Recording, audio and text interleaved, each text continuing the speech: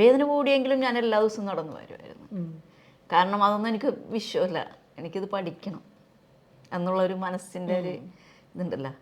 പക്ഷേ ഓരോ ദിവസം കഴിയുന്തോറും നമ്മൾ മുൻപോട്ടാണ് ഞാൻ പോയിക്കൊണ്ടിരുന്നത്. എൻ്റെ ഓരോ വേദനകളെയും മാറി കടിച്ചമർത്തിക്കൊണ്ടാണ് ഞാൻ മുന്നോട്ട് പോകുന്നത്. സഞ്ചാര സ്വാതന്ത്ര്യം മാത്രമല്ല, അത് ഒരു സ്ത്രീ ജീവിതത്തിൽ ഒറ്റപ്പെട്ടു പോകുമ്പോൾ കിട്ടുന്നൊരു കരുത്ത് അതാണ് ശരിക്കും. 2 വീലുള്ള സൈക്കിൾ ഞാൻ സ്വതന്ത്രമായിട്ട് സ്വന്തമായിട്ട് ചവിട്ടിയെടുത്ത് ഇങ്ങനെ പറക്കുമ്പോൾ സൈക്കിളിൻ്റെ നമ്മുടെ മനസ്സുകൊണ്ടാണ് കൊണ്ടുപോകുന്നത്, മറ്റുള്ള വാഹനങ്ങളൊന്നും പോലെയല്ല. അന്ന് ഞാൻ ഞങ്ങൾ രാവിലെ 5:30 ബീച്ചിലേക്ക് പോകുമ്പോൾ അവിടെ സ്ത്രീകൾ കുറവായിരുന്നു. ഭർത്താക്കന്മാർ കൂടെ നടക്കാൻ വരുന്ന സ്ത്രീകളെ മാത്രമേ കണ്ടിട്ടുള്ളൂ. ഞങ്ങളാണ് ഈ സ്ത്രീകളായിട്ട് സൈക്കിളായിട്ട് ബീച്ചിലേക്ക് പോകുന്നത്. പക്ഷെ ഇപ്പോൾ ചെന്നാൽ സ്ത്രീകളാണ് കൂടുതൽ. സാരി എടുത്തുകൊണ്ട് സൈക്കിൾ ഓടിക്കാൻ പറ്റില്ല, ബുദ്ധിമുട്ടാണ്. പർദ്ദ ഇട്ടുകൊണ്ട് വരും, പർദ്ദ ഇട്ടുകൊണ്ടൊന്നും സൈക്കിൾ ഓട്ടാൻ പറ്റില്ല.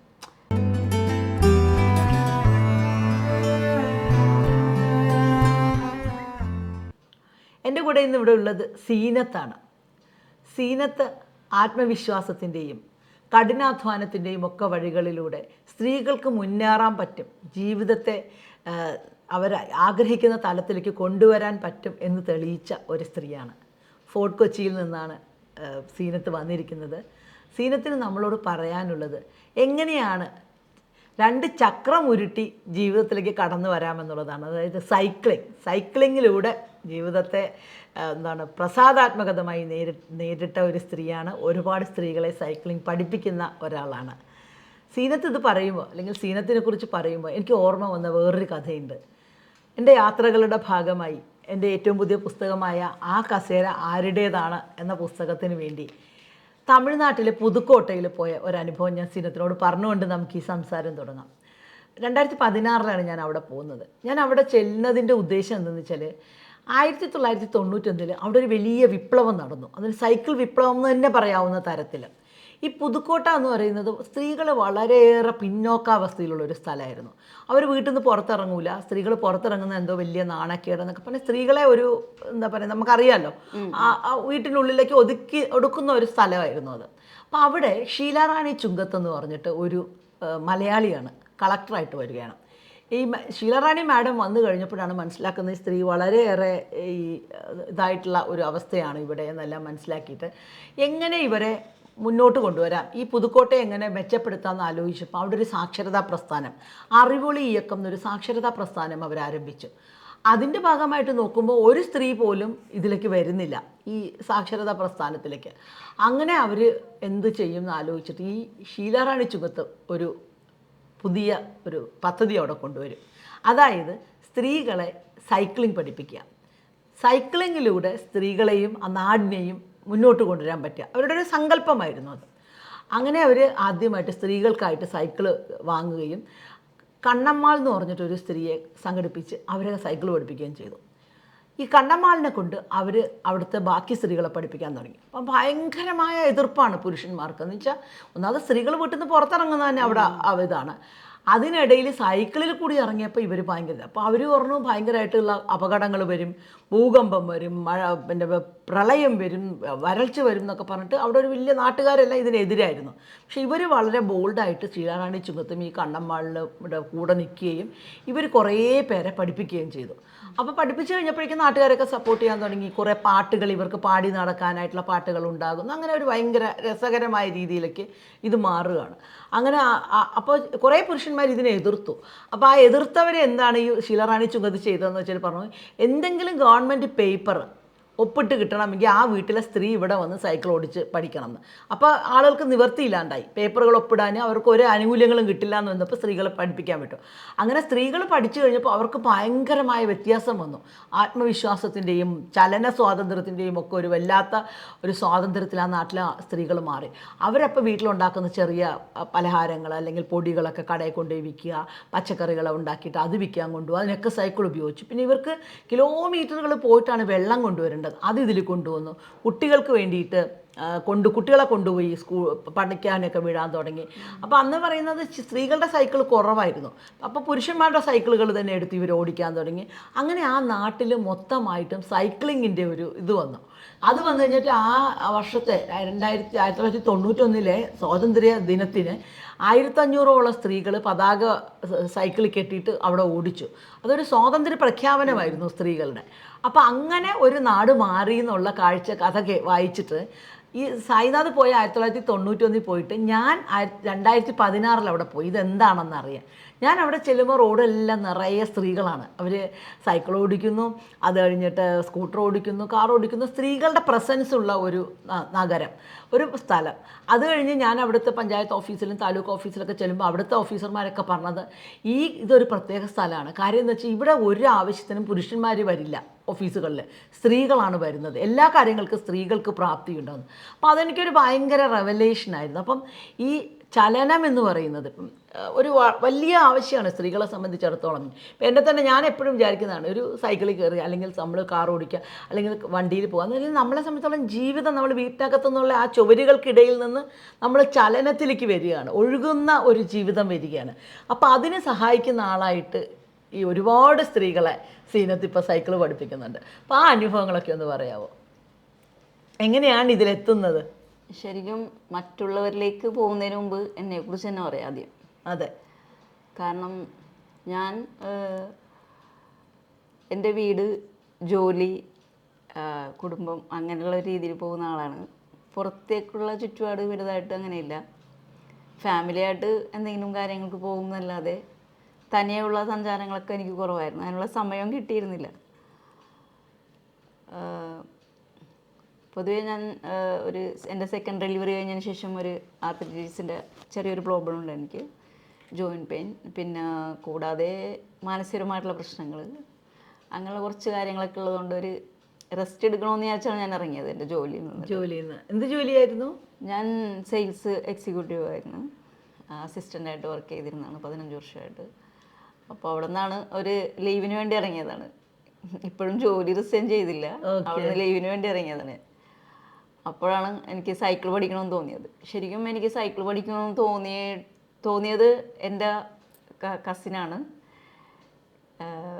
പുള്ളിക്കാഴ്ച പഠിക്കാൻ വേണ്ടിയാണ് കോർപ്പറേഷൻ്റെ ഒരു പ്രൊജക്റ്റ് ഉണ്ടായിരുന്നു, സൈക്കിൾ വിത്ത് കൊച്ചി എന്ന് പറഞ്ഞിട്ട്.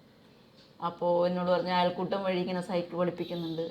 പുള്ളിക്കാരത്തി സൈക്കിൾ ചവിട്ടാൻ അറിയാം, ചെറുപ്പത്തിലേ ചവിട്ടിയിട്ടുണ്ട്. പക്ഷെ എന്നാലും ഇപ്പോൾ വലുതായതിനു ശേഷം എൻ്റെ ബ്രദറിൻ്റെ വൈഫാണ്. അപ്പോൾ എന്നോട് പറഞ്ഞ ഒരു കാര്യം ചെയ്യും, എന്നേക്കാൾ കൂടുതൽ ആഗ്രഹം സീനാക്കല്ലേ, സീന പഠിക്ക്, എനിക്ക് പിന്നെ കുഴപ്പമില്ല, ഞാനിവിടെ വന്ന് നിൽപ്പുണ്ട്, സാറിൻ്റെ കയ്യിൽ ഫോൺ കൊടുക്കാമെന്ന് പറഞ്ഞു. അപ്പോൾ ഞാൻ വെച്ചാൽ എനിക്കിപ്പോൾ എന്നെ എടുക്കുമോ, അയൽക്കൂട്ടം വഴി 2 പേർക്കാണെങ്കിൽ എങ്ങനെയാണ് ചാൻസ് കിട്ടില്ലല്ലോ. അങ്ങനെ പുള്ളിക്കാരത്തി ഫോൺ ഞങ്ങളുടെ പ്രകാശ് സാറിന് കൊടുക്കുവാണ്. പ്രകാശ് സാർ ഏതാണെന്ന് എനിക്കറിയില്ല. Prakash cycle ambassador Prakash. അപ്പോൾ എനിക്ക് അതിനെക്കുറിച്ച് ഒന്നും അറിയില്ല, സൈക്കിൾ വിത്ത് വെച്ച് എന്താണെന്ന് അറിയില്ല. അപ്പോൾ ജസ്റ്റ് പുള്ളിക്കാരത്തി ഫോൺ വിളിച്ച് സാറിൻ്റെ കയ്യിൽ കൊടുക്കുന്നു. സാറ് പറഞ്ഞ് ഹൈറ്റ് എത്ര ഉണ്ട് എന്ന് ചോദിച്ചാൽ പറഞ്ഞാൽ 5'2". അപ്പോൾ സൈക്കിളെല്ലാം വലുതാണ്, ചെറുതൊന്നുമില്ല, അത് തന്നെ ആളുകൾ ഓൾറെഡി ഉണ്ട്.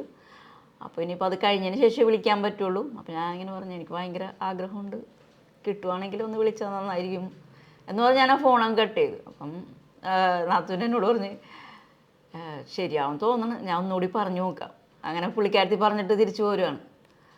പക്ഷെ ഞാനത് പ്രതീക്ഷിച്ചേയില്ല, അത്രയും പേരുണ്ട് അവിടെ, പഠിക്കാൻ തുടങ്ങുന്നതേ ഉള്ളൂ, സൈക്കിളില്ല, എൻ്റെ ഹൈറ്റ് കുറവാണ്. പിന്നെ എനിക്കൊരു പേടിയുമുണ്ട്, കാരണം ജോയിൻറ്റ് പെയിൻ ഉണ്ട്, വീട്ടിൽ വേറെ ആരുമില്ല, അങ്ങനെയുള്ളൊരു കുറേ പ്രശ്നങ്ങളും മാനസിക പ്രശ്നങ്ങളൊക്കെ കുറേ ഉണ്ട്. അപ്പോൾ പിറ്റേന്ന് രാത്രി ഒരു കൊച്ചെന്നെ വിളിക്കുവാണ്, സീന ചേച്ചിയല്ലേ? ചോദിച്ചു അതെ, സൈക്കിൾ പഠിക്കണമെന്ന് പറഞ്ഞ പേര് കൊടുത്തായിരുന്നു. ഞാൻ പറഞ്ഞു ഓ, നാളെ രാവിലെ വരാൻ പറ്റുമോ? ഞാൻ വെച്ചു ഞാനാ, ഒരു 6:30. അപ്പോൾ ഇവിടെ നിന്ന് 2 കിലോമീറ്റർ നടക്കണം ഈ പഠിപ്പിക്കുന്ന സ്ഥലത്തിലെ ഗ്രൗണ്ടിലേക്ക്. വീട്ടിൽ നിന്ന് എങ്ങനെ വിളിക്കും, ഹസ്ബൻഡ് ഉണ്ട്, പക്ഷേ ഹസ്ബൻഡിനെ എങ്ങനെ വെളുപ്പിനെ വിളിച്ചിട്ട് കൊണ്ടുവരാൻ ബുദ്ധിമുട്ടല്ലേ. എന്നാലും ഞാൻ രാത്രി പറഞ്ഞു എന്നെ ഒന്ന് കൊണ്ടാക്കി തരുമോ. അപ്പോൾ ആന്നൊക്കെ പറഞ്ഞെങ്കിലും പിന്നെ അവരൊരു ബുദ്ധിമുട്ട്, എനിക്ക് മറ്റുള്ളവരെ ബുദ്ധിമുട്ടിക്കുന്ന കാര്യത്തിൽ താല്പര്യമില്ലാത്തൊരു വ്യക്തിയാണ് ചെറുപ്പം തുടങ്ങിയത്. ഞാൻ ചെന്നാലും വേണ്ടില്ല, നടന്നു പോയാലും വേണ്ടില്ല, ഇത് പഠിച്ചിട്ട് ബാക്കി കാര്യമുള്ളൂ. എനിക്ക് സഞ്ചാര സ്വാതന്ത്ര്യം എന്ന് പറഞ്ഞാൽ ഏറ്റവും വലുതാണ് സ്ത്രീക്ക്. മറ്റുള്ളവർ ഇതേപോലെ തന്നെ ഒന്ന് കൊണ്ടാക്കി തരുമോ, ഒന്ന് വരുമോ. അതെ. ഒരു സ്ഥലത്തേക്ക് ഞാൻ പോയിട്ടില്ല, അഥവാ പുറകിലിരുന്ന് വണ്ടിയുടെ പുറകിലിരുന്ന് അവിടെ കൊണ്ടിറക്കി തരും. നേരെ കുട്ടികളുടെ കാര്യങ്ങൾക്കാണെങ്കിലും ഞാൻ തന്നെ പോകണം. അപ്പോൾ അങ്ങനെയൊക്കെയുള്ള ബുദ്ധിമുട്ടും കാര്യങ്ങളൊക്കെ. അതുകൊണ്ടാണ് ഈ സൈക്കിൾ 2 വീലർ ഓടിക്കാൻ പഠിക്കുക എന്നുള്ള മൈൻഡിലാണ് സൈക്കിൾ ഓടിക്കാൻ പോകുന്നത്. അല്ലാതെ സൈക്കിൾ ചവിട്ടി എടുത്തിട്ട് സൈക്കിൾ ഓട്ടാൻ പോകുന്നില്ല ഒരു കാര്യമേ ഞാൻ ചിന്തിച്ചിട്ടേ ഇല്ല ശരിക്കും പറഞ്ഞാൽ. അങ്ങനെ രാവിലെ നടന്നു പോകുന്നു, നേരെ ചെല്ലുന്നു. അപ്പോൾ കൊച്ചെന്നെയും കാത്ത് നിൽക്കുന്നു ഗ്രൗണ്ടിൽ. എനിക്ക് അതിനറിയ പോലുമില്ല.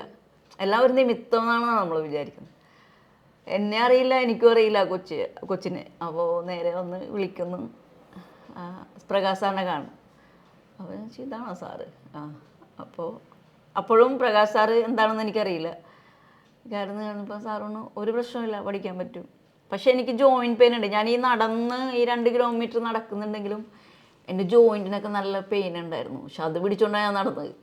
രാവിലെ എഴുന്നേറ്റ് കഴിഞ്ഞാൽ നമുക്കൊരു 2 മണിക്കൂർ കഴിയും ജോയിൻ്റ് ഒന്ന് റിലാക്സ് ആവണമെന്നുണ്ടെങ്കിൽ. ഈ ആർത്രൈറ്റിസ് ഉള്ള പേഷ്യൻറ്റിനൊക്കെ മനസ്സിലാവും. അപ്പോൾ ഇതുകൊണ്ടിട്ടാണ് ഞാൻ ആ നടന്ന് ചെന്നത്. അത്ര ആഗ്രഹമുള്ളതുകൊണ്ടാണ്. പക്ഷേ അവിടെ ചെന്ന് സൈക്കിളിലേക്ക് കയറി, സൈക്കിൾ തന്നിട്ട് കയറിക്കോന്ന് പറഞ്ഞ് കയറിയിരുന്നു. തന്നെ ഇങ്ങനെ നടക്കുന്നു വെച്ചപ്പോൾ എനിക്ക് പേടി, വീണാൽ ഇവർക്കറിയില്ലല്ലോ എനിക്കുള്ള വേദന എന്താണ്. ഞാൻ പറയും ഇങ്ങനെ എനിക്ക് വേദന, ഒന്നും പ്രശ്നമൊന്നുമല്ല, 2 റൗണ്ട് ആകുമ്പോഴത്തേക്കും സെറ്റാവുന്നു. ഞാൻ മെല്ലെ 2 റൗണ്ട് എടുത്തു. അത് കഴിഞ്ഞപ്പോഴേക്കും നോർമലായി. അപ്പോൾ സാറായിരുന്നിട്ട് പറയുന്നത് ഇങ്ങനെ ചെയ്യുന്നത്. അപ്പോൾ കൊച്ചു എൻ്റെ കൂടെ നടക്കുന്നത്. ആ കൊച്ചു ട്രെയിനറാണ്. പക്ഷേ പ്രകാശ് സാറിനാണ് പറയുന്നത്. പിറ്റേന്ന് തന്നെ കൊച്ചിന് കൊറോണ ടൈമാണ്. കൊറോണ വന്നിട്ട് കൊച്ച് ലീവിന് പോവാണ്. പിന്നുള്ള പ്രകാശ് സാറാണ് പഠിപ്പിക്കുന്നത്. പിന്നെയാണ് സാറിനെ കുറിച്ച് ഞാൻ അറിയുന്നത്. അതെ, സൈക്കിൾ അംബാസിഡർ ആണല്ലോ പ്രകാശ്. പിന്നെയാണ് ഞാൻ ഇതിനെക്കുറിച്ച് കൂടുതൽ സാറിങ്ങനെ ഇവിടെ വന്നതാണ്. ഗ്രൗണ്ട് ഏൽപ്പിച്ചു. വേറെ മുംബൈയിലുള്ള ബൈസൈക്കിൾ മേയറാണ് ഇത് ഏറ്റെടുക്കേണ്ടിയിരുന്നത്. പുള്ളിക്കടുത്തേക്ക് മലയാളം ലാംഗ്വേജ് അറിയാത്തതിൻ്റെ ഒരു പ്രശ്നം കൊണ്ട് പ്രകാശ് സാറിനെ ഒരു 8 ദിവസത്തേക്ക് കൊണ്ടുവന്നതാണ്. ഇവിടെ ഒന്ന് സെറ്റാക്കിക്കൊണ്ട് തിരിച്ചു പോകാൻ വേണ്ടി. അങ്ങനെയാണ് സാർ അവിടെ വരുന്നത്. പക്ഷേ സാർ അവിടെ വന്നതിന് ശേഷം സാറും അതിൽ ഇൻവോൾവ് ആവണം. കാരണം ഒരു വ്യക്തി ഇതിലേക്ക് കൂടുതൽ സ്ത്രീകളെ ഇത് ചെയ്യുന്ന ആളാണ് പ്രകാശ് സാർ. അപ്പോൾ അതുകൊണ്ട് തന്നെ സാറ് കൂടുതൽ അതിലേക്ക് വരുന്നു. അപ്പോൾ അവിടെ നിന്ന് തന്നെ ആ 2 ആഴ്ച എടുത്തു ഞാനത് പഠിക്കാൻ. ഓക്കെ, 2 ആഴ്ച കൊണ്ട് പഠിക്കാൻ പറ്റുമോ? 2 ആഴ്ച ഇപ്പം ഞാൻ പഠിപ്പിക്കുന്നത് ശരിക്കും 1 ദിവസം 2 ദിവസം കൊണ്ട്. അന്ന് എനിക്ക് പഠിക്കാൻ 2 ആഴ്ച ഞാൻ എടുത്തു. അന്ന് കൂടുതൽ വരുന്നവരും ഒരാഴ്ചയൊക്കെ എടുക്കുന്നുണ്ടായിരുന്നു പഠിക്കാൻ വേണ്ടി. ഞാൻ 2 ആഴ്ച എടുത്തത് എന്താണെന്ന് വെച്ചിട്ടുണ്ടെങ്കിൽ എൻ്റെ പെയിനും പേടിയും. ഞാൻ വീണാൽ എന്ത് ചെയ്യും, ഞാൻ എഴുന്നേറ്റ് നടക്കുമ്പോൾ തന്നെ ഞാൻ എഴുന്നേറ്റ് നടക്കുമ്പോൾ തന്നെ എൻ്റെ അവസ്ഥ പരിതാപകരമാണെന്ന് എനിക്കറിയാം. അപ്പോൾ ഞാൻ എവിടെയെങ്കിലും വീണ് കഴിഞ്ഞാലോ എന്നുള്ളൊരു പേടിയില്ല. അപ്പോൾ ഈ സൈക്കിൾ 2 ആഴ്ച ചവിട്ടിയിട്ട് വേദന കൂടിയില്ലേ? വേദന കൂടിയെങ്കിലും ഞാൻ എല്ലാ ദിവസവും നടന്നു വരുമായിരുന്നു. കാരണം അതൊന്നും എനിക്ക് വിശ്വമല്ല, എനിക്കിത് പഠിക്കണം എന്നുള്ളൊരു മനസ്സിൻ്റെ ഒരു ഇതുണ്ടല്ലോ. പക്ഷേ ഓരോ ദിവസം കഴിയുന്നതോറും നമ്മൾ മുൻപോട്ടാണ് ഞാൻ പോയിക്കൊണ്ടിരുന്നത്. സാറിങ്ങനെ പറയുന്നു. പക്ഷെ സാറിന് എൻ്റെ മാനസികാവസ്ഥ ഒന്നും മനസ്സിലാവുന്നില്ല. കാരണം എന്നെക്കുറിച്ച് ഒന്നും അറിയില്ല. പക്ഷെ എനിക്ക് അത് ചവിട്ടി എടുക്കും തോറും ഓരോ ദിവസം കഴിയുന്നതോറും വരുന്ന മാറ്റം എൻ്റെ മാനസികാവസ്ഥ എനിക്ക് മനസ്സിലാവുന്നുണ്ടായിരുന്നു. ഞാനത് മുന്നോട്ട് പോകുന്നതോടും കാലുപെടലിലേക്ക് പോയി ഒറ്റക്കാണത് ചെയ്യുന്നത്, പിടിച്ചൊന്നും തരുന്നില്ല. അങ്ങോട്ടും എൻ്റെ മനസ്സ് റിലാക്സായിട്ട് എനിക്കിത് ചെയ്യാൻ പറ്റുന്നു. എൻ്റെ ജീവിതത്തിൽ സ്വന്തമായിട്ടൊരു തീരുമാനം എടുക്കാനോ അല്ലെങ്കിൽ എന്തെങ്കിലും ഒരു ജോലിയുണ്ട്, ശമ്പളമുണ്ട്, എല്ലാം ഉണ്ട്, വീട്ടിലെല്ലാ കാര്യങ്ങളും നോക്കുന്നുണ്ട്, മാതാപിതാക്കൾ നോക്കുന്നുണ്ട്, ഭർത്താവിൻ്റെ വീട്ടുകാർ നോക്കുന്നുണ്ട്, എല്ലാം ചെയ്യുന്നുണ്ട്. പക്ഷേ എന്നാലും സ്വന്തമായിട്ടൊരു തീരുമാനം എടുക്കാനോ എന്തെങ്കിലും ഒരു കാര്യങ്ങൾ ചെയ്യാനോ ഒന്നിനും ശക്തിയില്ലായിരുന്നു. മാനസികമായിട്ടൊരു ശക്തി എനിക്കില്ലായിരുന്നു. അതിൽ നിന്നൊരു പുറത്തു വരാനുള്ള ഒരു ഇതും എനിക്കുണ്ടായിരുന്നില്ല ശരിക്കും പറഞ്ഞാൽ. പക്ഷെ അതിൽ നിന്നൊക്കെയാണ് എനിക്ക് ആ മാറ്റം വന്നുകൊണ്ടിരുന്നത് ഈ 2 ആഴ്ച കൊണ്ട്. ഇത് ചവിട്ടി ഞാനിതിൽ ഫ്രണ്ടിലേക്ക് എടുക്കുമ്പോൾ ഓരോ ചൂടും ചവിട്ടി താഴ്ത്തി മുന്നോട്ടെന്ന് പറയുന്ന പോലെ എൻ്റെ ഓരോ വേദനകളെയും മാറി കടിച്ചമർത്തി കൊണ്ടാണ് ഞാൻ മുന്നോട്ട് പോയത്. അവിടെ നിന്ന് ചവിട്ടിയെടുത്തപ്പോൾ ശരിക്കും ആ ഫ്രീഡം, നമ്മുടെ ഒരു സഞ്ചാര സ്വാതന്ത്ര്യം മാത്രമല്ല, അത് ഒരു സ്ത്രീ ജീവിതത്തിൽ ഒറ്റപ്പെട്ടു പോകുമ്പോൾ കിട്ടുന്നൊരു കരുത്ത് അതാണ് ശരിക്കും. അങ്ങനെ ഉണ്ടാകുന്നൊരു മാറ്റമാണ് ശരിക്കും. ഒരു വണ്ടി ഓടിക്കാൻ പഠിപ്പിച്ചുകൊണ്ട് റോഡിലേക്ക് ഇറക്കുക എന്നുള്ളതല്ല. അതും ഇപ്പോൾ പുതുക്കോട്ടയിലെ പറഞ്ഞുകൊണ്ട് അത് സ്ത്രീകളെ പുറത്തേക്ക് കൊണ്ടുവരാൻ വേണ്ടിയാണ്. പക്ഷെ ഇവിടെ സ്ത്രീകളെല്ലാം പുറത്തുണ്ടെങ്കിൽ കൂടിയും അകത്താണ് എന്നുള്ള ഒരു രീതിയാണ് തീർച്ചയായിട്ടും.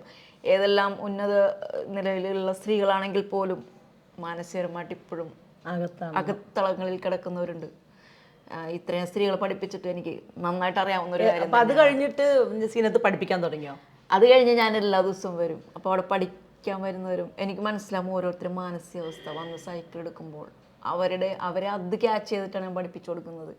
എല്ലാവരും ഒരേ രീതിക്ക് സൈക്കിൾ പഠിപ്പിച്ചു കൊടുക്കാൻ പറ്റില്ല. പെട്ടെന്ന് പഠിക്കുന്നത് പഠിപ്പിക്കാനുള്ളതിലേക്ക് എപ്പോൾ വന്നു? പഠിപ്പിക്കാൻ ഞാൻ ഇങ്ങനെ ഇത് ഞാൻ കഴിഞ്ഞതിന് ശേഷം എല്ലാ ദിവസവും വൈകുന്നേരം വന്നിരിക്കും, എല്ലാവരും ഇങ്ങനെ മോട്ടിവേറ്റ് കൊടുക്കും, അങ്ങനെ ചെയ്യും ഇങ്ങനെ ചെയ്യുന്ന പറയും. അപ്പം ഇതിൻ്റെ സെക്കൻഡ് പാർട്ടായിട്ട് വന്നപ്പോൾ പ്രകാശ് സാർ എന്നോട് ചോദിച്ചു, സീനത്തിന് നന്നായിട്ട് ഇത് ചെയ്യുന്നുണ്ടല്ലോ, പഠിപ്പിക്കാൻ പറ്റുമെന്ന് ചോദിച്ചു. അങ്ങനെ എന്നെ കൊണ്ട് സാധിക്കും, എനിക്ക് തിരിച്ച് ജോലിയിലേക്ക് കയറണം, ഇല്ല 1 മാസത്തെ കാര്യമാണ്. 1 മാസത്തേക്കാണെങ്കിൽ ഒരു ഉപകാരമല്ലേ. അപ്പം എനിക്ക് ഇതിന് ഇങ്ങനെ ഇതിന് ഫണ്ട് ഉണ്ട്, പൈസ കൊടുക്കുന്നുണ്ട്, ഇതൊന്നും എനിക്കറിയില്ല. എങ്ങനെ നമുക്കിത് പഠിപ്പിക്കുന്നതിൻ്റെ ഇവരുടെ ഈ ജർമ്മൻ്റെ ഒരു ഫണ്ടും കാര്യങ്ങളൊക്കെ ഉണ്ടായിരുന്നു. അതൊന്നും എനിക്ക് ശരിക്കും അറിയില്ല, ഞാൻ അതിനെക്കുറിച്ചൊന്നും ചോദിച്ചിട്ടേ ഇല്ല. എൻ്റെ ഓർമ്മ അത് ഫ്രീ ആയിട്ട് സ്ത്രീകൾക്ക് പഠിപ്പിച്ചു കൊടുക്കുന്ന ഒരു കാര്യമാണ്. അങ്ങനെയാണെങ്കിൽ എത്രയോ സ്ത്രീകളുണ്ടാവും എന്നെ പോലെ. സൈക്കിൾ പഠിക്കാമെന്ന് മാത്രമല്ല, മാനസികപരമായിട്ട് ഇതേപോലെ ബുദ്ധിമുട്ടുന്നവരുണ്ടാവും. അപ്പം ശരിക്കും പറയുന്നത് സീനത്തിന് ഉണ്ടായിരുന്ന മാനസികമായ അസ്വസ്ഥതകൾ ഈ സൈക്ലിംഗ് കൂടെ മാറി? തീർച്ചയായിട്ടും അത് തന്നെയാണ് എൻ്റെ മാറ്റം. ശരിക്കും സൈക്കിൾ ചവിട്ടി പഠിച്ചു എന്നുള്ളതല്ല എൻ്റെ മാറ്റം, എൻ്റെ മാനസികപരമായിട്ടുള്ള അതെന്തുകൊണ്ടാണ്? ഈ ചലന സ്വാതന്ത്ര്യത്തിൽ നിന്ന് വരുന്നതാണോ, നമ്മുടെ ശാരീരികമായിട്ടാണോ? ചലന സ്വാതന്ത്ര്യമല്ല, ഈ സ്വാതന്ത്ര്യം വെച്ചാൽ സൈക്കിൾ പിടിച്ചു കൊടുക്കാതെയാണ് ഞാൻ പഠിച്ചത്. ഈ 2 വീലുള്ള സൈക്കിൾ ഞാൻ സ്വതന്ത്രമായിട്ട് സ്വന്തമായിട്ട് ചവിട്ടിയെടുത്ത് ഇങ്ങനെ പറക്കുമ്പോൾ സൈക്കിളിൻ്റെ നമ്മളെ മനസ്സുകൊണ്ടാണ് കൊണ്ടുപോകുന്നത്. മറ്റുള്ള വാഹനങ്ങളൊന്നും പോലെയല്ല. ഞാൻ കാർ ഓടിക്കാനൊക്കെ പഠിച്ചിട്ടുണ്ട്, പക്ഷെ അതൊന്നും പോലെയല്ല. നമ്മൾ ആക്സിലേറ്റർ കൊടുത്തു അതൊക്കെ കൊടുത്താൽ പോകണം. പക്ഷേ സൈക്കിളിന് നമ്മുടെ മനസ്സ് എങ്ങോട്ട് ഞാൻ പോകുന്നു എന്ന് വിചാരിക്കുന്നു അങ്ങോട്ടാ സൈക്കിൾ പോകും. ഞാൻ ഇങ്ങോട്ട് നോക്കി ഞാൻ അങ്ങോട്ട് പോയാൽ എൻ്റെ സൈക്കിൾ ഇങ്ങോട്ട് പോകും. ശ്രദ്ധിച്ചിട്ടുണ്ടോ? ശരിക്കും അങ്ങനെയാണ്. അത് നമ്മുടെ മനസ്സാണ് നമ്മളെ കൊണ്ട് പോകുന്നത്. ആ മനസ്സിന് കിട്ടുന്ന ശരി ആ കരുത്ത്, അതിന് കൂടെ കിട്ടുന്ന നമുക്ക് കിട്ടുന്ന മാനസികപരമായിട്ടുള്ള ഒരു കരുത്ത്. അപ്പം എന്നിട്ട് അങ്ങനെയാണ് ട്രെയിനിങ്ങിലേക്ക് വരുന്നത്. പക്ഷെ അപ്പം എനിക്ക് പറ്റാവുന്ന രീതിയിലെല്ലാം അയൽക്കൂട്ടങ്ങളിലും ഓരോ ഇതിലുമൊക്കെ സ്ത്രീകളെ കൂടുതൽ ഇതിലേക്ക് കൊണ്ടുവന്നു. ഞാൻ നിന്ന് ഏത് പ്രായക്കാരായ സ്ത്രീകളെയാണ് കൂടുതൽ? കുട്ടികൾ 15 വയസ്സ് തുടങ്ങി 30 വയസ്സ് വരെ കുറവായിരുന്നെങ്കിൽ കൂടിയും കുട്ടികളുണ്ടായിരുന്നു. പക്ഷേ കൂടുതലും 40-45 വയസ്സിന് മുകളിൽ 65. എൻ്റെ സ്റ്റുഡൻറ്റിൻ്റെ വയസ്സ് 75 വയസ്സാണ് ലാസ്റ്റ്. അത് പ്രശ്നമില്ലാണ്ട് അവർ പഠിച്ചു. തീർച്ചയായിട്ടും. ഓക്കെ, അതൊരു കമ്മിറ്റ്മെന്റ് പോലെ എടുക്കുമായിരിക്കും. പക്ഷെ അപ്പൊ അത് വലിയ സന്തോഷം തരുമായിരിക്കും അല്ലെ സീനത്തിന്? വെച്ചാൽ അവർക്ക് ആ പ്രായത്തിലൊക്കെ ഉള്ളവർക്ക് അതിന്റെ സന്തോഷം എനിക്ക് വന്നത് എപ്പോഴാന്ന് വെച്ചാൽ, ഞാൻ ഈ ഗുജറാത്തി സ്കൂളിലേക്ക് പഠിപ്പിക്കാൻ വരുമ്പോൾ എല്ലാവരെയും കൂടുതൽ ഇങ്ങനെ ആളുകളെ എല്ലാവരോടും പറയും, എല്ലാ സ്ത്രീകളുടെയും പറഞ്ഞു ഫ്രീ ആയിട്ടാണ് ഇങ്ങനെ കോർപ്പറേഷൻ പ്രൊജക്റ്റിൽ പഠിക്കുന്നവർ പഠിച്ചോട്ടെ. കുറേ മാനസിക ഒറ്റപ്പെട്ടവരുണ്ടാവും, ജീവിതത്തിൽ മറ്റുള്ളവർ സഹായത്തിനില്ലാത്തവരുണ്ടാവും, മാനസികമായിട്ട് ബുദ്ധിമുട്ട്, അവർ ജീവിതത്തിലേക്ക് മുന്നേറി വരുന്ന എല്ലാം ചെയ്യാൻ സാധിക്കുന്ന ഒരു കുടുംബത്തിന് ഏറ്റവും വലിയ ഉപകാരം അത്താണിയാണ് സ്ത്രീ എന്ന് പറയുന്നത്. പുരുഷനാണെങ്കിൽ കൂടിയും സ്ത്രീയാണ് ഒരു വീടിൻ്റെ എല്ലാ കാര്യങ്ങളും ഒരുപോലെ ചെയ്യുന്നത്. അപ്പോൾ അവരെ കൊണ്ടുണ്ടാവുന്ന സഹായം പുരുഷന്മാർക്കുമാണ് കൂടിയാണ് ഉള്ളതാണ്, ഒരു കുടുംബത്തിന് സമൂഹത്തിനും കൂടി ഉള്ളതാണത്. അപ്പോൾ എല്ലാവരോടും ഇങ്ങനെ പറയാനും കൂടുതൽ പേരെ അതിലേക്ക് കൊണ്ടുവന്നു. 300 പേരെ ഞാൻ ആ ഗ്രൗണ്ടിൽ പഠിപ്പിച്ചു. Okay okay. അപ്പോൾ ഇതിൽ പഠിച്ചു കഴിയുമ്പോൾ ഇതിൻ്റെ ഫീഡ്ബാക്ക് എടുക്കും. അപ്പോൾ ഓരോരുത്തരും സംസാരിക്കുന്നത് കേൾക്കുമ്പോഴാണ് ഞാൻ അറിഞ്ഞത്,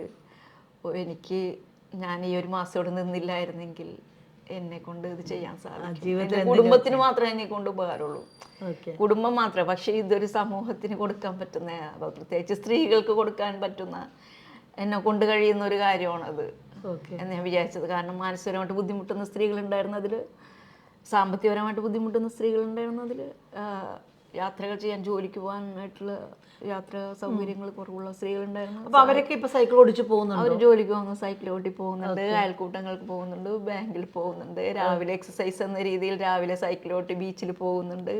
അന്നൊക്കെ ഞങ്ങൾ സൈക്കിൾ ക്ലബ്ബ് തുടങ്ങിയായിരുന്നു, ഐസ്റ്റിറോസ് കൊച്ചി. ഇന്ത്യ സൈക്ലിങ്ങിന്റെ പാർട്ട് തന്നെയാണ്.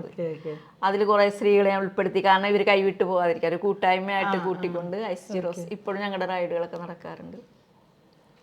അന്ന് ഞാൻ ഞങ്ങൾ രാവിലെ 5:30 ബീച്ചിലേക്ക് പോകുമ്പോൾ അവിടെ സ്ത്രീകൾ കുറവായിരുന്നു. ഭർത്താക്കന്മാർ കൂടെ നടക്കാൻ വരുന്ന സ്ത്രീകളെ മാത്രമേ കണ്ടിട്ടുള്ളൂ. ഞങ്ങളാണ് ഈ സ്ത്രീകളായിട്ട് സൈക്കിളായിട്ട് ബീച്ചിലേക്ക് പോകുന്നത്. പക്ഷെ ഇപ്പോൾ ചെന്നാൽ സ്ത്രീകളാണ് കൂടുതൽ ബീച്ചിൽ. ഈ 3 വർഷം കൊണ്ട് കണ്ട ഞാനൊരു മാറ്റം. 3 വർഷം പഠിപ്പിക്കാൻ എത്തിയിട്ട് എത്ര സ്ത്രീകളെ പഠിപ്പിച്ചിട്ടുണ്ടാവും? അന്ന് ആ പ്രൊജക്റ്റിൻ്റെ ഭാഗമായിട്ട് ഒരു 300 കൂടുതൽ സ്ത്രീകൾ പഠിച്ചു. ഇപ്പോൾ അതിനുശേഷം ഒരു 700-750ഓളം സ്ത്രീകളെ പഠിപ്പിച്ചിട്ടുണ്ട്. കേരളത്തിൻ്റെ വിവിധ ജില്ലകളിലായിട്ടും. ഇപ്പോൾ ഒരു സൈക്കിൾ ട്രെയിനറായിട്ട് പ്രൊഫഷണലായി. അതെ അതെ, അതിന് ബൈക്സ് ഇന്ത്യയുടെ ഷീ സൈക്ലിംഗ് നാഷണൽ കോർഡിനേറ്ററാണ്. ഇന്ത്യയുടെ ഏത് ഭാഗത്തും പോയി പഠിപ്പിക്കാം. ഓക്കെ, അങ്ങനെയാണ് കാശ്മീർ, ലഡാക്ക് അവിടെയൊക്കെ പോയിരുന്നു. അത് പറയും, അതെങ്ങനെയായിരുന്നു? കാശ്മീർ അവിടുത്തെ ടൂറിസം ഡിപ്പാർട്ട്മെൻറ്റിൻ്റെ ഇതോടൊരു സഹകരണത്തോടു കൂടിയാണ് പോയത്. അവിടുത്തെ സ്ത്രീകളും ഇതുപോലെ, പക്ഷെ അവിടുത്തെ സ്ത്രീകൾക്ക് വിദ്യാഭ്യാസം കൂടുതലാണ്. പുരുഷന്മാരെക്കാൾ കൂടുതൽ വിദ്യാഭ്യാസം കൂടുതൽ സ്ത്രീ. പക്ഷെ നമ്മളെ അപേക്ഷിച്ച് നോക്കുമ്പോൾ കുറവായിരിക്കും അല്ലേ? ഇവിടുത്തെ പോലെ MA അങ്ങനെയൊന്നും കാണുന്നില്ല. സ്ത്രീകൾക്ക് വിദ്യാഭ്യാസം കാശ്മീരിൽ. പക്ഷേ ഇത് ഇപ്പം പറഞ്ഞില്ലേ, പുതുക്കാട്ടില്ലേ, സൈക്കിൾ തൊടാൻ സമ്മതിച്ചിട്ടില്ല ആരും. ഓക്കെ, സ്ത്രീകളുള്ള വീട്ടിലൊന്നും സൈക്കിളില്ല. അപ്പോൾ അതിൻ്റെ ഒരു സഞ്ചാര സ്വാതന്ത്ര്യം എവിടെ ചെന്നാലും എത്ര വിദ്യാഭ്യാസം, ഇപ്പം ഞാൻ പഠിപ്പിച്ചവരവിടെ ഡോക്ടറും വക്കീലും ടീച്ചേഴ്സും ഒക്കെ തന്നെയാണ് എവിടെ? ഈ കാശ്മീർ. ഓക്കെ, പക്ഷേ ആ ഫ്രീഡം അവർക്ക് വല്ലാത്തൊരു അനുഭവം തന്നെയായിരുന്നു അത്. ഓക്കെ, ആ സൈക്കിൾ പഠിപ്പിച്ച് വന്നപ്പോൾ അവർ വന്നിരുന്ന അവരുടെ ആ ഒരു മുഖഭാവവും അവരുടെ എന്നെ അങ്ങ് ചേർത്ത് പിടിക്കും. ലഡാക്കിലും പോയി, ലേയിലും പോയായിരുന്നു പഠിപ്പിക്കാനായിട്ട്. അവിടെ ഒരു 3 ദിവസം ഉണ്ടായിരുന്നു. 3 ദിവസം കൊണ്ട് പഠിപ്പിച്ചെടുക്കാൻ പറ്റും. ഒരു 9ഓളം പേരുണ്ടായിരുന്നു അവിടെ. ഓക്കെ, സമയം കുറവായിരുന്നു. അപ്പൊ ഇപ്പൊ ഇന്ത്യയിലെ പല ഭാഗങ്ങളിൽ പോയി പഠിപ്പിക്കുന്നുണ്ട്. ഇപ്പൊ പൂനെയിൽ പോയായിരുന്നു. അത് ട്രെയിനേഴ്സിന് ട്രെയിനിങ് കൊടുക്കാൻ വേണ്ടിയിട്ടാണ്. അപ്പൊ ഷീ സൈക്ലിങ്ങിന് ഒരു പാർട്ടായിട്ടാണ് അവരവിടെ തുടങ്ങുന്നുണ്ട് ഗവൺമെന്റിന്റെ. അപ്പോൾ അതിൽ ട്രെയിനേഴ്സ്, ഞങ്ങൾക്ക് എല്ലാവർക്കും പോയി എടുത്ത് ചെയ്ത് കൊടുക്കാൻ പറ്റില്ലല്ലോ. അപ്പോൾ അവിടുത്തെ ട്രെയിനേഴ്സ് ട്രെയിനിങ് കൊടുക്കാനായിട്ട് 3 ദിവസം പൂനെയിലുണ്ടായിരുന്നു. ജീവിതം സൈക്കിള് മാറി. ശരിക്കും പുതുക്കോട്ടയിലെ സ്ത്രീകൾ പുറത്തെത്തിയതുപോലെ സീനത്ത് ജീവിതത്തിൽ നിന്ന് പുറത്തെത്തി. അപ്പോൾ നമ്മൾ ഈ FM റേഡിയോയിലെ എയർ ഇന്ത്യയുടെ ഒരു ഇന്റർവ്യൂ ഉണ്ടായിരുന്നു എൻ്റെ ബാലം സാറിനായിട്ട്. ആ ഇന്റർവ്യൂവിന് ശേഷം കുറേ സ്ത്രീകൾ എന്നെ വിളിച്ചായിരുന്നു. കാരണം നമ്മൾ ചില ഇന്റർവ്യൂവിൽ പറയുന്നത് ചിലപ്പോൾ നമ്മുടെ മനസ്സിൽ നിന്ന് ഓരോരുത്തർ ചോദിക്കുന്ന അനുസരിച്ചായിരിക്കും നമ്മുടെ മനസ്സിൽ നിന്ന് വരുന്ന ഓരോ കാര്യങ്ങൾ. അപ്പോൾ ഇതുപോലെ തന്നെ കേട്ടുകൊണ്ട് കുറേ പേരെന്നെ വിളിച്ചു. വീട്ടിലിരുന്നുകൊണ്ട് വരാൻ പറ്റാത്തവരാണ്, സൈക്കിൾ പഠിക്കാൻ വരണമെന്ന് ആഗ്രഹമുണ്ട്, പക്ഷെ പ്രായവും അസൗകര്യം അസുഖങ്ങളൊക്കെ കാരണം കൊണ്ട് തന്നെ.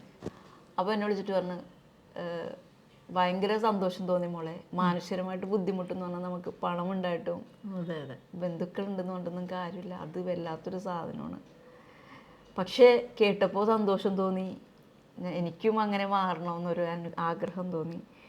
അപ്പോൾ ഞാൻ പറഞ്ഞു അതിനെന്താ. അങ്ങനെ കുറേ പേർക്ക് ഞാൻ ഫോണിലൂടെ എൻ്റെ കഥ ഉപദേശിച്ചു.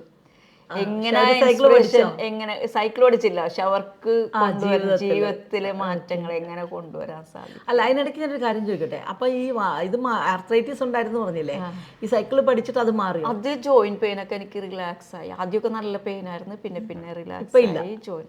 അതാണ് ജീവിതശൈലി രോഗത്തിന് ഏറ്റവും നല്ലതാണ്. സ്ത്രീകൾക്ക് ശരിക്കും വീട്ടിലിരുന്നു കൊണ്ട് അവർ വീട്ടിലെ ജോലികൾ എല്ലാം ചെയ്യുന്നെങ്കിൽ ജീവിതശൈലി രോഗങ്ങൾ ഉണ്ടാവും. ഒരു 45 വയസ്സൊക്കെ കഴിഞ്ഞാൽ പിന്നെ മാനസികമായിട്ടുള്ള സമ്മർദ്ദ സ്ട്രെസ്സുകൾ ഉണ്ടാവും. ഒരു സ്ഥലത്ത് ഇരിക്കുമല്ലോ. ശരിക്കും പുരുഷന്മാരും കൂടി അവരെ ഇൻക്ലൂഡ് ചെയ്ത് ഇപ്പൊ കൂടുതലും ശരിക്കും അവരും കൂടി സപ്പോർട്ട് ചെയ്ത് കൊടുക്കുന്നുണ്ട്. പ്രത്യേകിച്ച് ഒരു കാരണം കൂടി ഞാൻ പറഞ്ഞുതരാം. പുരുഷന്മാരുടെ സഹായം തന്നെയാണ് സ്ത്രീകൾ ഒരു വണ്ടി എടുത്ത് പുറത്തേക്ക് പോകാന്നുള്ളത്. കാരണം ഇവര് വൈകുന്നേരം ആകുമ്പോൾ ഒന്ന് വരണം, പുറത്തേക്ക് പോകണം, ബുദ്ധിമുട്ടിക്കില്ല, അവർക്ക് ശല്യമില്ല. സ്ത്രീകൾ അവരുടെ വഴിക്ക് പോയിക്കോളും, കാര്യങ്ങൾ കണ്ടോളും. അങ്ങനെയും ശരിക്കും ചിലവർക്ക് ഒരു സൗകര്യമാണ് അത് ശരിക്കും പറഞ്ഞാൽ. പിന്നെ വേറൊരു വലിയ ചെലവില്ലല്ലോ ഒരു സൈക്കിൾ മേടിക്കുക, സൈക്കിൾ മേടിക്കുക, ഒരിത്തിരി കാറ്റടിച്ചാൽ മതി, വേറെ ഒന്നുമില്ല. സാമ്പത്തിക ലാഭം നമ്മൾ, പിന്നെ നമ്മുടെ പരിസ്ഥിതിക്ക് ആരോഗ്യം ഏറ്റവും പ്രധാനം. ഒരു സ്ത്രീയുടെ ആരോഗ്യം എന്ന് വെച്ചാൽ ഒരു കുടുംബത്തിന്റെ തന്നെയാണ്, ഒരു സമൂഹത്തിന്റെ തന്നെയാണ് അല്ലേ ശരിക്കും പറഞ്ഞിട്ടുണ്ടെങ്കിൽ. അപ്പോൾ അത് രാവിലെ ഒരു അരമണിക്കൂർ എക്സസൈസ് ആയിട്ട് യൂസ് ചെയ്ത് കഴിഞ്ഞാൽ ഉള്ള ആരോഗ്യത്തിൻ്റെത് എല്ലാം ശരിക്കും ആ ഒരു നമ്മൾ പിന്നെ 24 മണിക്കൂർ നമ്മുടെ ആ സ്ട്രെസ്സേ വിട്ടുപോകും ഈ സൈക്കിൾ ചവിട്ടുന്നതിലൂടെ. ശരിക്കും മാനസികമായിട്ടുള്ള ബുദ്ധിമുട്ടും കാര്യങ്ങളൊക്കെ പോകും. ഒരു സന്തോഷം രാവിലെ ചവിട്ടി വരുമ്പോൾ ഉണ്ടാകുന്ന റിലാക്സ്. ശരിക്കും സൈക്ലിംഗ് ഒരു നല്ലൊരു വ്യായാമം തന്നെയാണല്ലോ. നീന്തലും സൈക്കിളും അതെ. പക്ഷെ നീന്താൻ നമുക്ക് എപ്പോഴും എവിടെ വെള്ളം തന്നെ ഇഷ്ടം കിടക്കണം. ഇതാകുമ്പോൾ സൈക്കിൾ വീട്ടിൽ തന്നെ എടുത്തുകൊണ്ട് അരമണിക്കൂർ രാവിലെ പോകാൻ പറ്റും. അപ്പൊ എന്നെ പഠിപ്പിക്കോ? പഠിപ്പിക്കണം എന്ന് വെച്ചാൽ എന്നെ അല്ല ഞാൻ പറയുന്നത്. ഇപ്പൊ നമ്മളിത് കണ്ടുകൊണ്ടിരിക്കുന്നവർക്ക് പഠിക്കണമെങ്കിൽ എന്ത് ചെയ്യണം? സീനത്തിനെ എങ്ങനെ കോണ്ടാക്ട് ചെയ്യും? പ്രകാശ് സാറിൻ്റെയും എൻ്റെ നമ്പർ ഉണ്ട്, എവിടെ നിന്ന് വിളിച്ചാലും എടുക്കുന്നതായിരിക്കും.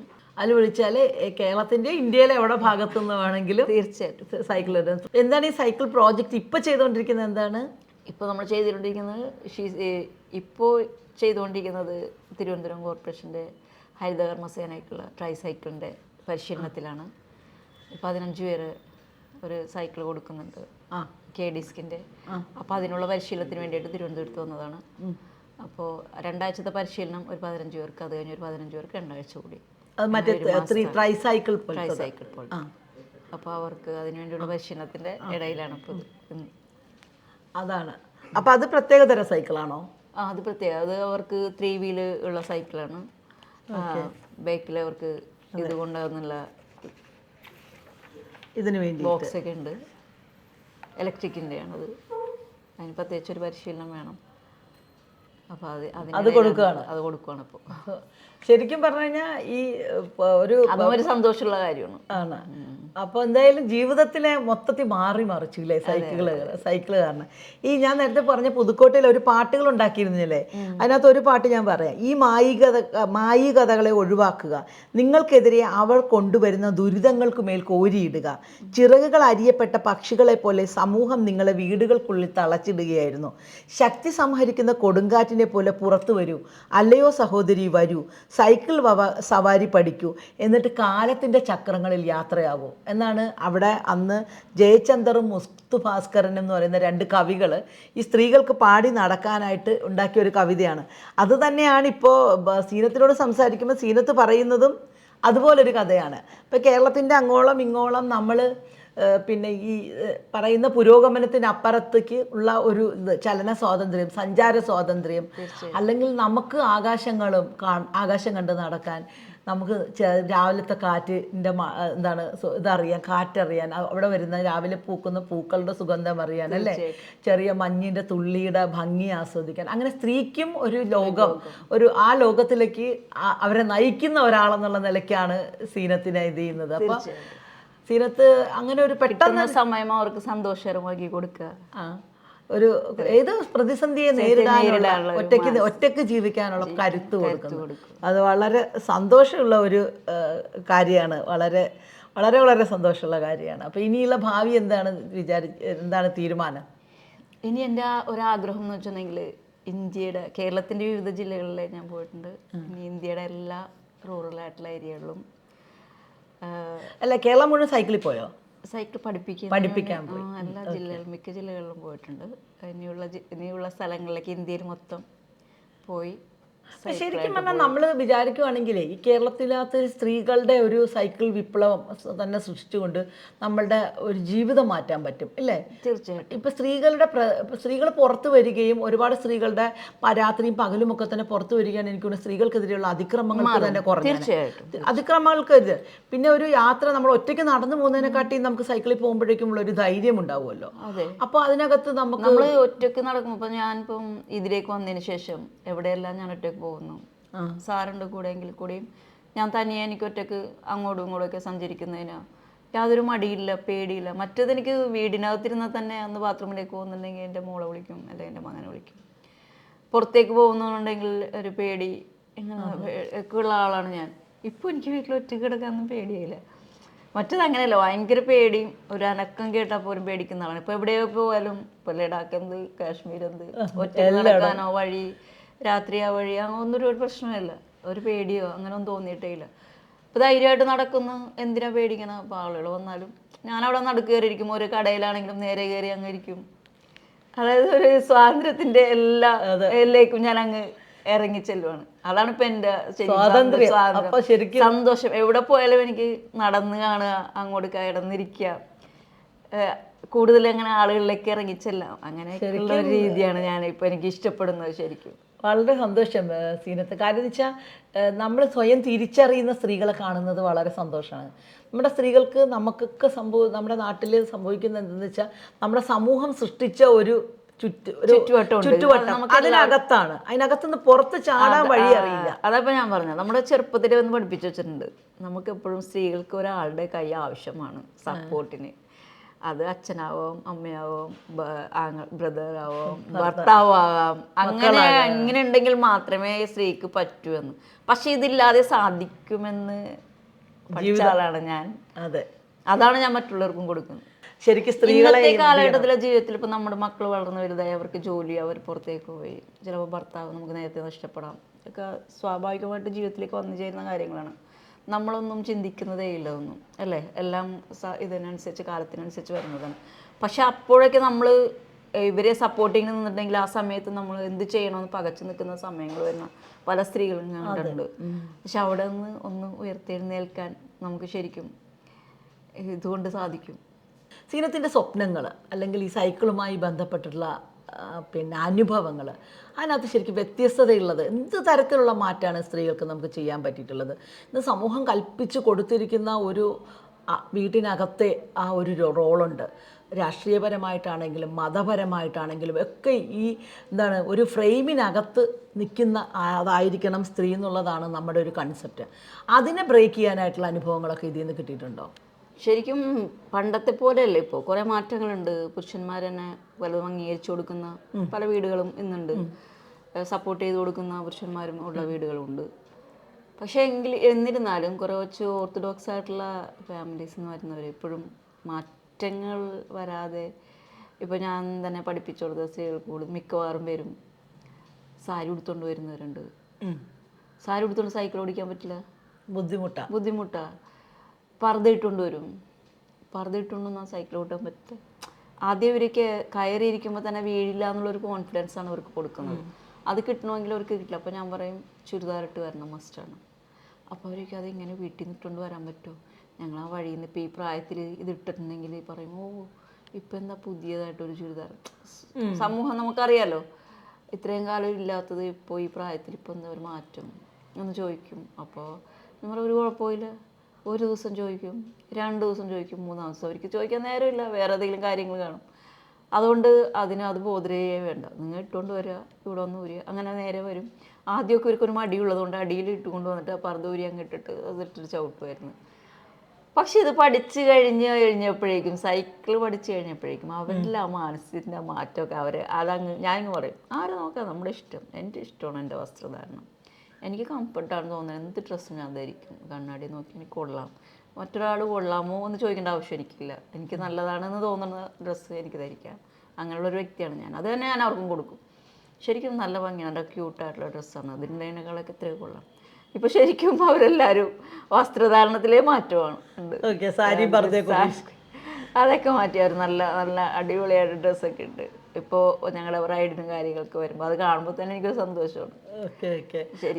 ഇതുപോലെ ശരിക്കും ഏറ്റവും സ്ട്രൈക്കിംഗ് ആയിട്ട് സ്ത്രീകളുടെ സ്വാതന്ത്ര്യത്തിലും സന്തോഷത്തിലും ഒക്കെ ഈ ഞങ്ങളുടെ ഈ മട്ടാഞ്ചേരി ഏരിയയിൽ നിന്ന് കുറച്ച് റോഡുകളൊക്കെ ഉണ്ട്, അവിടെ പുരുഷന്മാരാണ് കൂടുതലും. സ്ത്രീകളൊന്നും ആ റോഡിൽ വന്ന് നിൽക്കില്ല. നേരം രാവിലെയും വൈകുന്നേരമൊക്കെ കൂടുതൽ പുരുഷന്മാരുള്ള റോഡുകളാണത്. അത് പണ്ടുകൂടെ അങ്ങനെയാണ്. അപ്പോൾ ഈ സൈക്കിളിൽ ഇവർ സൈക്കിൾ എടുത്ത് രാവിലെ നമസ്കാരം കഴിയുമ്പോൾ നേരെ ബീച്ചിലേക്ക് വരാൻ വേണ്ടി സൈക്കിൾ എടുക്കുമ്പോൾ ഒരു മടിയാണ് അവർക്ക്. കാരണം ഇവരുടെ ഒന്നും ആണല്ലോ സൈക്കിൾ എടുത്തുകൊണ്ട് പോരാൻ. അപ്പോൾ ആദ്യമൊക്കെ ഇവരൊരു കമൻ്റൊക്കെ കേൾക്കും. അപ്പം പറയും, ആദ്യം ഒരു ദിവസം കമൻറ്റ് പറയും, നാളെയും കമൻറ്റ് പറയും, മറ്റന്നാളും കമൻറ്റ് പറയും, പിന്നെ അതൊരു ശീലം, പിന്നെ അവർ നിർത്തും. പക്ഷെ ഇപ്പോൾ അവർ നല്ല സപ്പോർട്ടിങ് ആണ്. ഇവർ പോകണമെന്ന് പറയുമ്പോൾ അവർക്കൊരു സന്തോഷമാണ്. ഒരു സ്ത്രീകൾ ഇപ്പോൾ ആരും ഒന്നും പറയാറില്ല. ഇപ്പോൾ അവർക്കുമായിട്ട് കൂളായിട്ടാണ് അവരുടെ അടുത്ത് സൈക്കിൾ എടുത്തുകൊണ്ട് പോരുന്നത്. ശരിക്കും ഇപ്പോൾ സീനത്ത് പറഞ്ഞതാണ് ശരിക്കും സ്ത്രീയുടെ സ്വാതന്ത്ര്യത്തിൻ്റെയും സന്തോഷത്തിൻ്റെയും വഴി. എന്നുവെച്ചാൽ ആദ്യം പറയും, രണ്ടാമത് പറയും, മൂന്നാമത് പറയും, നാലാമത് പിന്നെ പറഞ്ഞ് അവർക്ക് മടുത്ത് അവർ പിന്നെ ഇത് അക്സെപ്റ്റ് ചെയ്യും. അതിനെ ബ്രേക്ക് ചെയ്യാനായിട്ട് അപ്പോൾ അവർ വിചാരിക്കണ്ട. അപ്പോൾ അവർ തന്നെ പറയും, നിനക്കും അങ്ങനെ കണ്ടില്ല, അവർ കണ്ടില്ലേ മാറ്റം വന്നത്. അതൊരു ശരിക്കും അവരുടെ ജീവിതത്തിലേക്കും കൂടിയുള്ളൊരു മാറ്റമാണ് അത് കാണുമ്പോൾ. അതെ അതെ, മറ്റുള്ളവർക്കും എനിക്കും ചെയ്യാറുണ്ട്. പല സ്ത്രീകളത് ആഗ്രഹിക്കുന്നുണ്ട്, ആരെങ്കിലും ഒന്ന് പറഞ്ഞു തന്നിരുന്നെങ്കിൽ എന്ന് ആഗ്രഹിക്കുന്ന കുറേ സ്ത്രീകളുണ്ട്. പക്ഷെ ഒരു സപ്പോർട്ടിങ്ങിന് വേണ്ടി കൊതിക്കുന്നവരും ഉണ്ട്. പക്ഷെ അങ്ങനെയുള്ളതൊക്കെ തീർച്ചയായിട്ടും നമ്മളതിനൊരു സപ്പോർട്ട് കൊടുക്കും.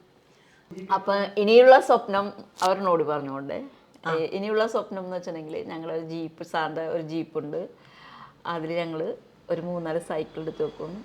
പഠിപ്പിക്കുക, ആരാണോ ഇങ്ങനെ കോൾ ചെയ്ത് ഞങ്ങൾ വിളിക്കുന്ന ആ സ്ഥലത്ത് മൊബൈലിലേക്ക് പഠിപ്പിക്കലാണ്. ഈ ജീപ്പായിട്ടാണ് ഇപ്പോഴേ പോകുന്നുണ്ട്, ജീപ്പായിട്ടാണ് പോവുക. അപ്പോൾ അതിൽ ഞങ്ങളുടെ കുറച്ച് സാധനങ്ങളൊക്കെ ഉണ്ടാകും, ഇൻഡക്ഷൻ കുക്കർ, ഞങ്ങൾക്ക് ഫുഡ്. അപ്പോൾ ഞങ്ങൾക്ക് താമസ സൗകര്യം അവർ തന്നെ അറേഞ്ച് ചെയ്ത് തരും. അപ്പോൾ അതിന് വേണ്ടിയിട്ടാണ് നമ്മൾ അവിടെ ചെന്ന് പഠിപ്പിച്ചു കൊടുക്കും. ഒരു 5 ദിവസം നിൽക്കും, അവിടെ ഉള്ളവർ പഠിപ്പിച്ച് തിരിച്ചു വരും. അങ്ങനെയാണ്. ഇനിയിപ്പോൾ ഇന്ത്യയുടെ പല ഭാഗങ്ങളിലേക്കും അങ്ങനെ സഞ്ചരിക്കാൻ സ്ത്രീകളെ നിങ്ങൾ ശരിക്കും പുതുക്കോട്ട സ്വപ്നം ഇന്ത്യയിലേക്ക് കൊണ്ടുവരും. കുറെ ദൂരം നടന്നു പോയി ജോലിക്ക് പോകുന്നവരൊക്കെ നമ്മുടെ ഇന്ത്യയിൽ തന്നെ പല പല സ്ഥലങ്ങളിലും കുറെ ഇത് ചെയ്യുന്ന സ്ത്രീകളുണ്ടാവും. അതെ, അങ്ങനെയുള്ളിടത്തേക്ക് എത്തിപ്പെടുക എന്നുള്ളതാണ് എൻ്റെ ആഗ്രഹം. അതെവിടെ വരെ ചെല്ലും എന്നൊന്നും എനിക്കറിയില്ല. എങ്കിലും ആ സ്വപ്നം ഒരു മനോഹരമായ ഞാനതൊരു മനോഹരമായിട്ട് കാണുന്നു. വളരെ നല്ല ഒരു എന്താ പറയുന്നത് ഈ സ്ത്രീ സ്വാതന്ത്ര്യത്തെ കുറിച്ചൊക്കെ ഒരുപാട് തിയററ്റിക്കലി ഫെമിനിസത്തെ കുറിച്ചും ഒക്കെ കേൾക്കാറുണ്ട്. നമ്മളൊക്കെ കുറെ വായിക്കാറുണ്ട്, പ്രസംഗങ്ങൾ കേൾക്കാറുണ്ട്. പക്ഷെ റിയൽ ലൈഫിൽ അത്തരം ഒരു സംഭവം എങ്ങനെയാണ് പ്രാക്ടിക്കലായിട്ട് കൊടുക്കാൻ പറ്റുന്നതാണ് സീനത്ത് പറയുന്നത്. അതൊരു വലിയ വളരെ നല്ല ഒരു കാര്യമാണ്. അതാണ് നാടകം. മറ്റേത് നമ്മൾ തിയററ്റിക്കലി നമ്മൾ വാക്കുകൾ കൊണ്ടുള്ളതിനൊക്കെ ഒരു പരിധിയുണ്ട്. പക്ഷെ ജീവിച്ച് തന്നെ അത് ജീവിതത്തിൽ കൂടി തന്നെ പ്രാക്ടിക്കൽ ആകുമ്പോൾ വേറെ സംസാരത്തിലല്ല കാര്യം, പ്രവൃത്തിയിലാണെന്നുള്ളതാണ്. നമ്മുടെ ശരിക്കും നമുക്ക് വേണ്ടത് ഒരു ചെയ്യാനുള്ളൊരു നമ്മുടെ മാനസികമായിട്ടുള്ളൊരു ഇതാണ് വേണ്ടത്. അല്ലാതെ അപ്പം അങ്ങനെ ഒരുപാട് സ്ത്രീകളെ സഹായിക്കുന്ന ഒരാളെ കണ്ടതിൽ വളരെ സന്തോഷം. വളരെ നന്ദി. എന്തായാലും ഇത്രയും ഒരു പോസിറ്റീവായിട്ടും ആത്മവിശ്വാസത്തോടു കൂടി സ്ത്രീകളോട് സംസാരിക്കാൻ, സ്ത്രീകൾക്കൊരു മാർഗമുണ്ട് ജീവിതത്തിൽ. സഞ്ചാര സ്വാതന്ത്ര്യത്തിൽ കൂടി സൈക്കിൾ എന്ന് പറയുന്നത് കൂടി എളുപ്പത്തിൽ നമുക്കത് നേടാമെന്ന് തെളിയിച്ച ഒരാളെന്നുള്ള നിലയ്ക്ക് സീനത്തിൻ്റെ വാക്കുകൾക്ക് ഒരുപാട് എന്താണ് അത് വിശ്വസിക്കാൻ പറ്റും. അത് ഒരുപാട് പേര് ഇത് കാണുകയും ഞാൻ ഇതിനകത്ത് നമ്പർ കൊടുക്കാം. സീനത്തിൻ്റെയും പ്രകാശ് പഠിക്കണം എന്ന് ആഗ്രഹിക്കുന്നവർക്ക് നമ്മുടെ കേരളത്തിലെ സ്ത്രീകൾ പുതുക്കോട്ടയിലെ പോലെയൊക്കെ തന്നെ റോഡിൽ ഒരു വിപ്ലവം ഉണ്ടാക്കട്ടെ. അതിന് വേണ്ട എല്ലാ സൗകര്യങ്ങളും എല്ലാവരും ഒരുക്കട്ടെ എന്ന് ആഗ്രഹിക്കുന്നു. നന്ദി സീനത്ത്. Thank you.